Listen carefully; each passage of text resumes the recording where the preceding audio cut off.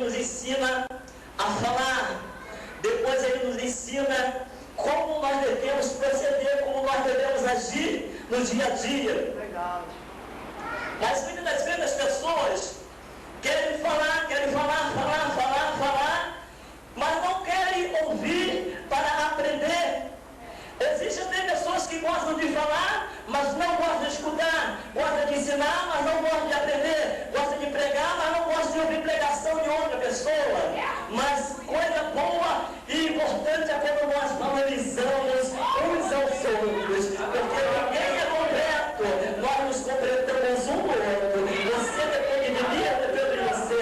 O pastor depende do ministério, o ministério depende do pastor, a igreja depende do pastor, mas o pastor também depende da igreja. E quando isso acontece, meus irmãos amados, Deus ele começa a fazer coisas extraordinárias, porque Deus encontra a liberdade para atuar com mais evidência, com mais precisão, e Ele começa a fazer coisas muito boas acontecer.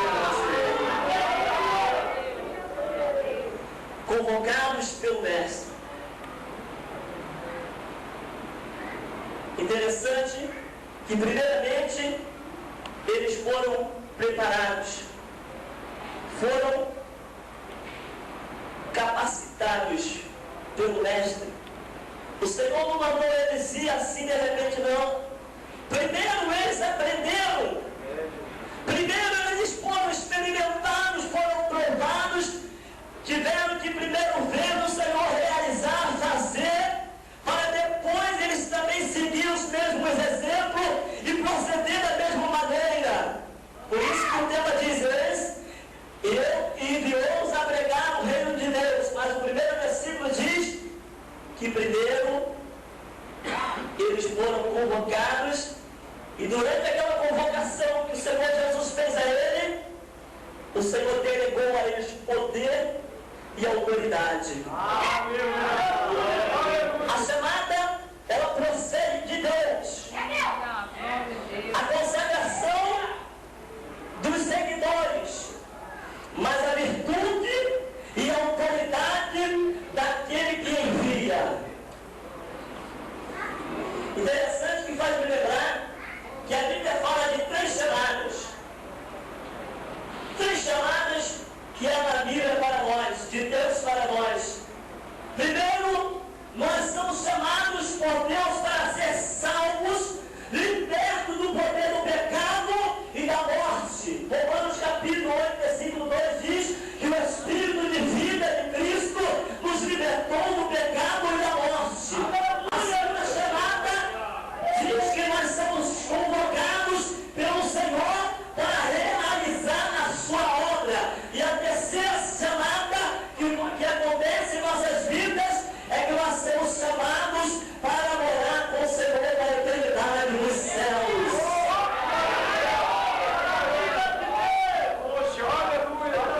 Mas esse versículo, meus irmãos amados, também me faz lembrar algumas coisas que Deus colocou no meu coração.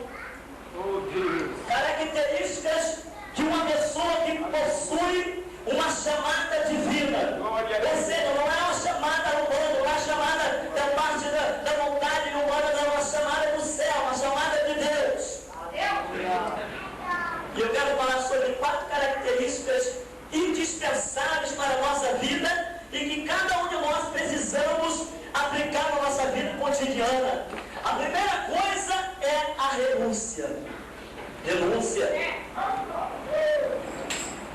O Senhor Jesus Cristo, Ele disse que qualquer que quiser ser o meu discípulo, renuncie a tudo quanto tem e siga-me. Se alguém não tomar a sua cruz e não vir após mim, se alguém quiser vir após mim, negue a si mesmo, tome a sua cruz, ou seja, a sua responsabilidade como cristão, e siga-me. Renúncia. Renúncia é a mesma coisa que abandonar os prazeres mundanos, deixar os maus hábitos, deixar os maus costumes, deixar as coisas que atrapalham a sua comunhão com Deus, a sua vida espiritual, deixar as coisas do mundo para trás, renunciar às coisas do mundo para poder alcançar essa chamada Denúncia. Os discípulos tiveram que fazer isso. Uma pessoa que tem a chamada divina, a primeira coisa que ela faz é renunciar, negar a si mesmo, dizer não para você.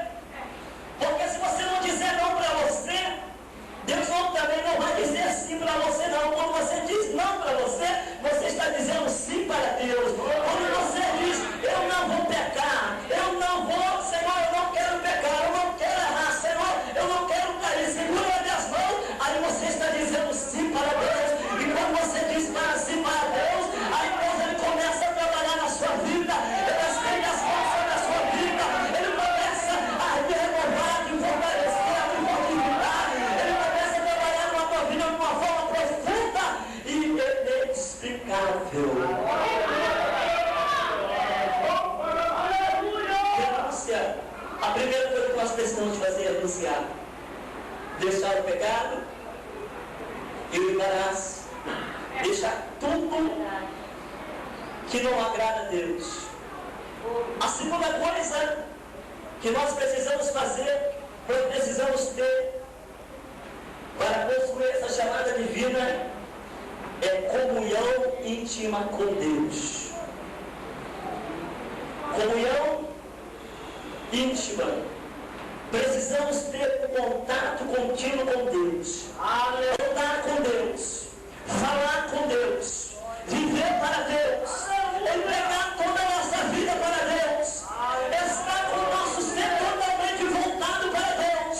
Sentir, perceber e ter plena convicção da nossa salvação. E ter a certeza dentro de nós que Deus está na nossa vida. Que nós estamos em Deus e que Deus está em nós. Que o Espírito Santo mora em nós. E que nós estamos na presença de Deus. Nós precisamos ter uma profunda comunhão com Deus. Um relacionamento estreito. Aproximar de Deus. A Bíblia diz: chegai-vos a Deus e Ele se chegará a vós. O salmista diz: bom é para mim se aproximar do Senhor, pois a minha confiança nele. Ter contato com Deus, coisa linda, coisa gloriosa. É quando você vê uma irmã cantar, ou um irmão pregar, ou um pastor, ou uma criança, até mesmo. Tem criança também que tem comunhão com Deus. Você já viu? Já tem criança que tem comunhão com Deus. Quando olha, é uma coisa linda. Quando está cantando, você sente a presença de Deus. Quando uma pessoa tem comunhão com Deus, é uma coisa gloriosa. Ela pode estar debaixo da água que Deus ouve. Pode estar atravessando o mar que Deus está presente. Pode estar passando os momentos mais difíceis na sua vida. Mas o Senhor está ali presente. Porque essa pessoa tem comunhão, tem contato com Deus, tem comunhão, meus irmãos, é estar perto de Deus, é andar com Deus, é falar com Deus, é ouvir a voz de Deus, é entender quando é Deus que está falando, é perceber, é discernir quando é Deus e quando não é Deus.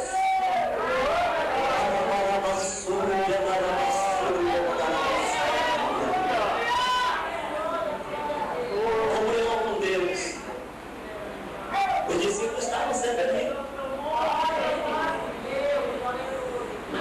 perto. O prazer do crente deve ser sempre estar perto de Deus. Com dinheiro ou sem dinheiro, na abundância ou na tempestade, com saúde ou sem saúde, o prazer do crente deve ser ter comunhão com Deus. Porque quando o crente tem comunhão com Deus, ele tem uma plena convicção da sua salvação. Da sua salvação. E nós precisamos, meus irmãos, desenvolver essa comunhão com Deus. Satanás está tentando romper a tua comunhão com Deus. Guarda o que tens para que ninguém tome a tua coroa.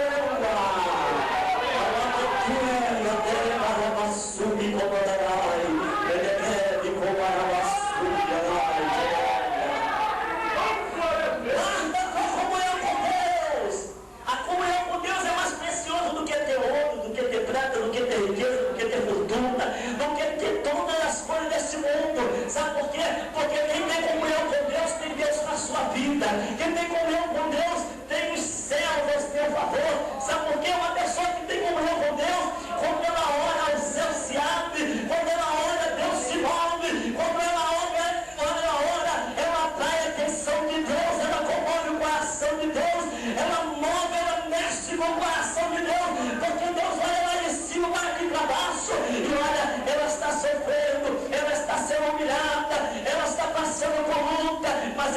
continua cantando, ela continua falando comigo, ela continua na minha presença. Eu vou derramar poder sobre a vida dela, eu vou derramar o céu, eu vou fazer um milagre, eu vou salvar na família dela, eu vou dar com libertação, eu vou fazer um prodígio, porque ela não está negando o meu nome. Eu vou fazer coisas grandes acontecer na vida da minha serva, na vida do meu servo, porque ele está sempre diante da minha presença. Isso me alegra, meu Pai. Te